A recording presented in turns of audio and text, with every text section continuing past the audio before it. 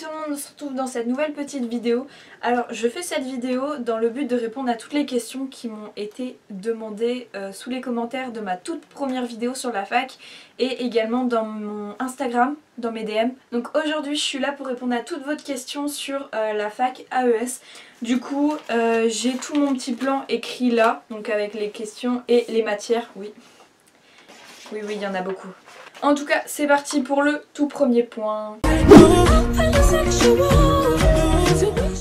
Donc le tout premier point, il y a plusieurs points dans ce point-là. Alors comment s'inscrire en fac? Parce que j'ai eu pas mal de gens qui m'ont demandé est-ce qu'on est accepté tout de suite? Est-ce qu'il faut faire une lettre de motivation? Comment ça se passe? Alors en fait, normalement pour la plupart, vous allez rentrer en fac après la terminale. Donc vous vous êtes inscrit à Parcoursup normalement.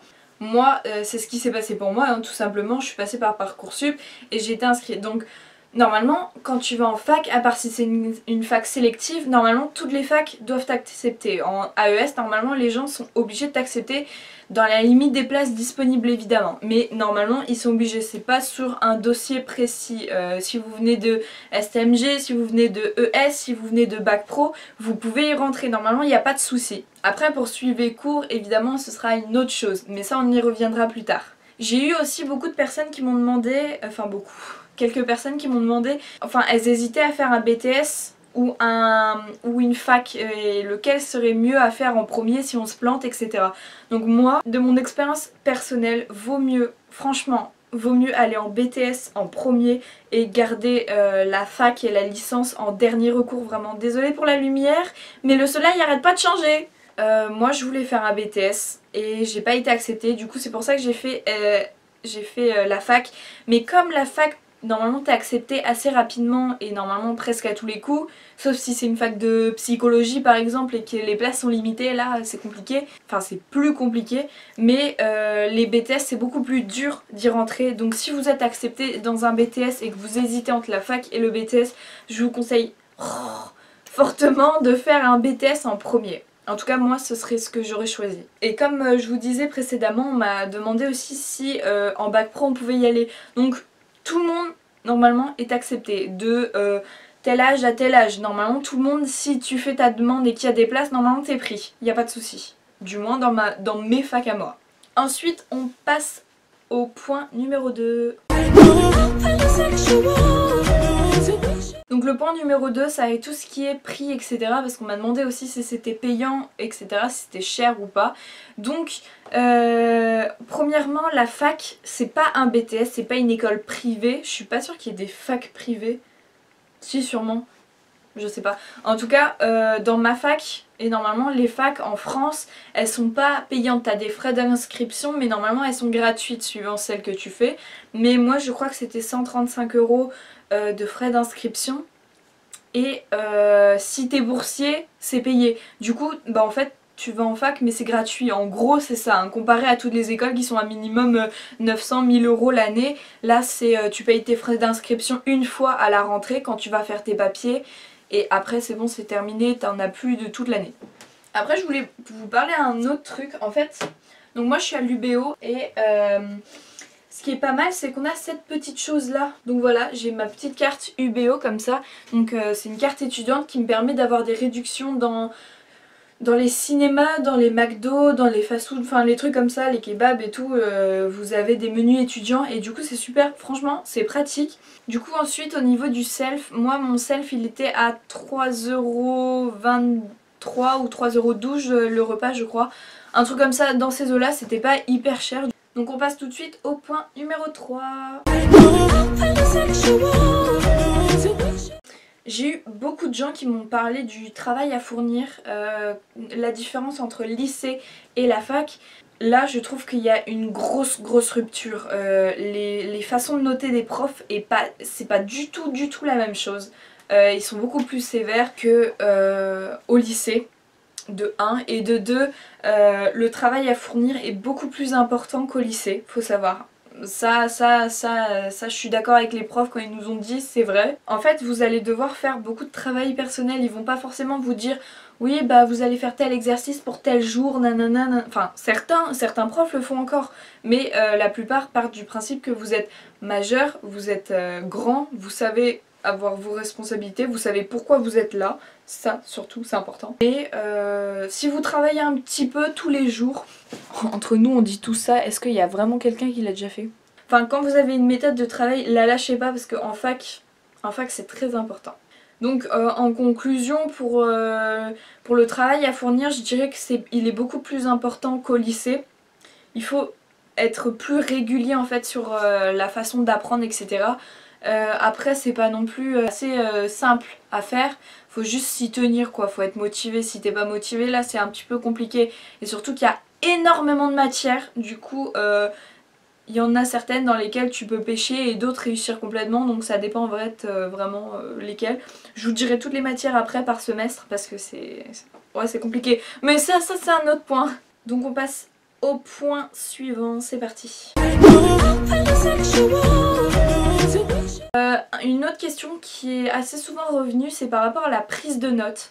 Alors c'est vrai que moi c'était un des trucs qui me faisait les plus peur, la prise de notes. Je me suis dit jamais je vais réussir à écrire, à retranscrire sur mon bloc-notes tout ce que le prof va dire, c'est impossible. Alors pour répondre à cette question, oui c'est impossible de retranscrire absolument mot par mot tout ce que le prof dit, c'est pas possible. Il y a deux classes différentes, t'as les amphis, les CM et les TD qui sont en classe normale. Tout ce qui est en classe normale, prise de notes, il n'y a pas besoin. Enfin si, vous allez devoir prendre des notes, mais je veux dire c'est comme un cours classique au lycée, ça change pas. C'est pas le prof qui va faire son cours et vous pouvez pas lui poser de questions ou rien, hein. Vous pouvez lui poser des questions, il va s'arrêter, etc. Il n'y a pas de souci. Par contre, les CM, quand t'es dans un amphi de 600 personnes et que t'as un prof en plein milieu, sans micro en plus des fois, et qui fait son cours, tu lèves la main en disant qu'est-ce que vous venez de dire, le prof il te fait bah vous sortez, en fait vous écoutez pas ce que je dis. Ce que je veux dire c'est que les profs vont pas vous attendre, vous allez devoir apprendre à prendre des notes et ne vous inquiétez pas, vous n'êtes pas lâchés dans la nature comme ça, vous avez une matière pour la prise de notes. Ils vont vous apprendre comment prendre des notes plus facilement avec certaines techniques, etc. Et ça c'est pas mal. Je vais vous montrer un exemple de comment moi je prenais mes notes en tout début de cours. Donc ça c'est un exemple de mon cours de sociologie, c'était le tout premier cours de sociologie en CM. Du coup voilà ce que ça donne, c'est une fiche clairement classique comme au lycée, hein, avec le titre, en fait moi j'essayais de recopier tout ce que le prof disait mais c'était impossible, du coup fallait trouver des techniques. Du coup en fait c'est des mots clés que tu vas devoir mettre sur ta copie et je vous mettrai ici quelque part sur l'écran un exemple de cours que j'ai copié à l'ordinateur parce qu'en fait je me suis rendu compte que prendre les cours à l'ordinateur c'était beaucoup plus facile que sur feuille, enfin en tout cas pour moi, hein. Mais globalement pour ma prise de notes sur des feuilles ça reste classique comme au lycée, j'ai rien changé de spécial. J'ai mis des petits tirets, je faisais des petits ronds, des petits dessins pour mieux m'ordonner, m'organiser. Voilà, ça restait comme ça globalement, ça changeait pas vraiment. Ouais, j'ai gardé tous mes cours, ça c'est un truc de ouf. J'ai pris mon ordinateur au bout de 2-3 mois de cours en amphi parce que c'était trop important et j'avais du mal à m'organiser. Et du coup j'ai tout fait à l'ordinateur et du coup je classais dans des dossiers, c'était beaucoup plus simple. En tout cas pour moi. Après c'est vraiment suivant votre façon de faire, hein. Ça, chacun a la sienne. C'est parti pour le point suivant, le numéro 5 je crois. Alors là les gars on s'attaque à un sujet important que je n'ai vu nulle part sur YouTube. Et du coup je suis très contente de le faire, c'est l'emploi du temps. C'est vrai que moi à chaque fois que je cherche un nouvel établissement scolaire ou une formation ou un truc comme ça, j'ai envie de voir l'emploi du temps pour voir le nombre d'heures que je vais travailler. Du coup je vais vous montrer plusieurs exemples suivant les semaines que j'ai eues personnellement, que j'ai fait. Donc là j'ai pris en screen un emploi du temps que j'avais envoyé à une de mes abonnées. Donc si tu regardes la vidéo, tu reconnaîtras sûrement l'emploi du temps. Donc c'est celui-ci, 23 heures de cours. Donc ça c'est pour le semestre 2, attention. Au niveau des cours, j'avais tout le temps des cours de 2 heures. 2 heures d'amphi, 2 heures de TD. Au niveau de la répartition des cours, alors c'est vrai que là ils te font pas vraiment de cadeaux, ils essayent pas trop d'arranger en fonction de toi, ils essayent d'arranger en fonction des profs. Parce qu'en général les profs que t'as en fac c'est des profs qui travaillent aussi en même temps, qui sont pas que à l'éducation nationale. Du coup c'est un petit peu compliqué.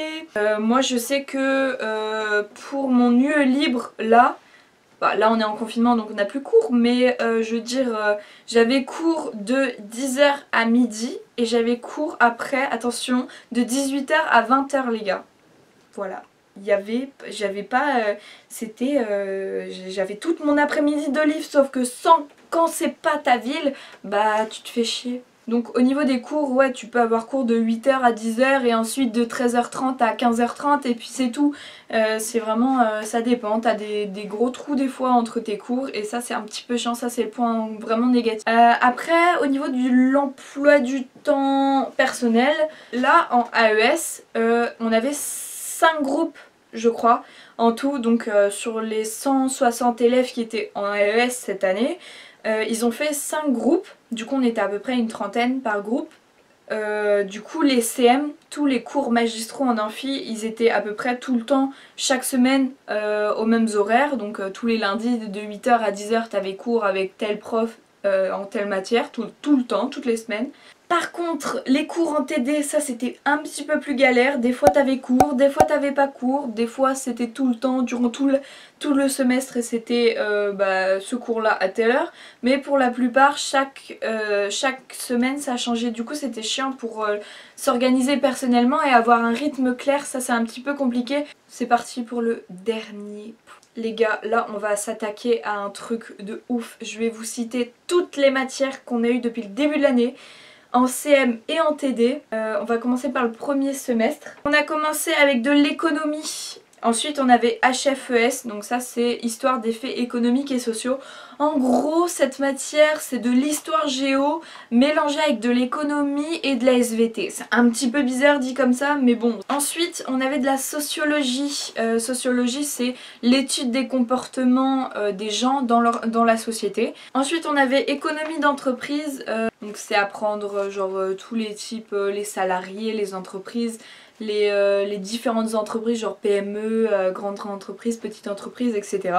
Ensuite on a eu comptabilité, on avait aussi du droit constitutionnel, donc en gros c'est de l'histoire géo mais par rapport au droit. Après on avait intro au droit, donc ça c'est toutes les bases de droit. Ensuite on passe aux matières classiques comme l'anglais et l'espagnol. Et on avait la dernière matière qui doit vous rassurer le plus, c'est MTU, donc c'est méthodologie du travail universitaire.